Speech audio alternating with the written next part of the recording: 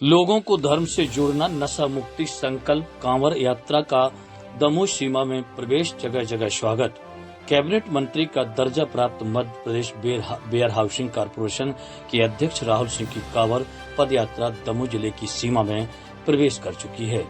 आज हथनी गांव के पास रात्रि विश्राम होगा और सुबह यह पद यात्रा बांदकपुर जागेश्वर नाथ धाम पहुंचेगी, जहां जागेश्वर नाथ महादेव का मां नर्मदा के जल से अभिषेक करेंगे।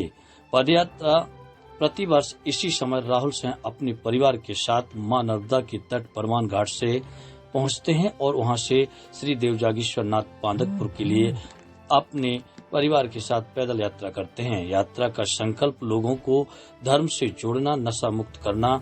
क्या कहा संकल्प यात्रा को लेकर राहुल सिंह और यात्रा का स्वागत करने पहुंचे जिला भाजपा अध्यक्ष प्रीतम सिंह ने, आइए सुनते हैं। क्या उद्देश्य है? आप लोगों को विदित है कि नर्मदा जी का जल लेके अनंत काल से लोग बांदकपुर जाते हैं और लोगों की ये मान्यता है कि जब 1.25 लाख कांवड़ हो जाते हैं तो गठ जुड़ाई हो जाती है। और सबका मानना है, पर हम क्योंकि जनप्रतिनिधि हैं, उस जनप्रतिनिधि होने के नाते हमारा भी एक उद्देश्य है और लक्ष्य है कि यात्रा तो हो, और इसका उद्देश्य केवल ये है कि हमारे युवा और जो लोग यहाँ चल रहे हैं और जो गाँव में अलग अलग जहाँ पे इस यात्रा का स्वागत हो रहा है वो सब नशा मुक्त हो। और संकल्प यात्रा कांवर जल लेके मां नर्मदा का भोलेनाथ को चढ़ाना और संकल्प लेना नशा मुक्त होने के लिए यही अभियान है।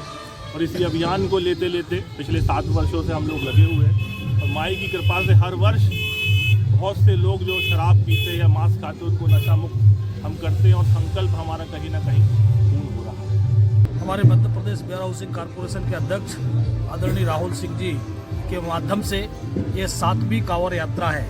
मां नर्मदा का जल लेकर के और हमारे जागेश्वर नाथ भगवान भोलेनाथ के ऊपर समर्पित करना और इस क्षेत्र की सुख समृद्धि की कामना करते हुए और लोगों को नशा मुक्त बनाने का संकल्प दिलाने का काम जो राहुल सिंह जी के द्वारा किया जा रहा है, निश्चित ही सराहनीय है।